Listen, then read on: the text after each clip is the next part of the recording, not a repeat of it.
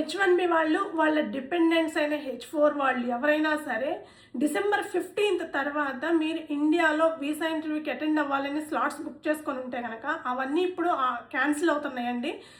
Cancel అయినవి ఆటోమేటిక్గా reschedule అవుతున్నాయి. అది కూడా 2026 మార్చి తర్వాత డేట్స్లోకి రీషెడ్యూల్ అవుతున్నాయి.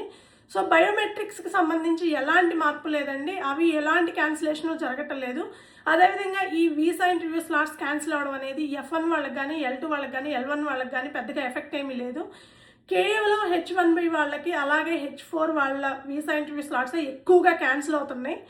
ఒకవేళ H1B వాళ్ళకి ఎవరికైనా సరే వీసా ఇంటర్వ్యూ స్లాట్స్ క్యాన్సిల్ అయ్యుండి మీరు ఆల్రెడీ ఇండియాలో ఉంటే కనుక ఇమ్మీడియట్గా మీ ఎంప్లాయర్ని కానీ, మీ ఇమ్మిగ్రేషన్ అటార్నీని కానీ కాంటాక్ట్ అవ్వండి.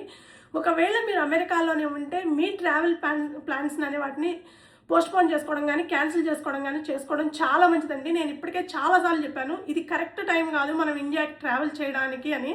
సో జాగ్రత్తగా ఉండండి.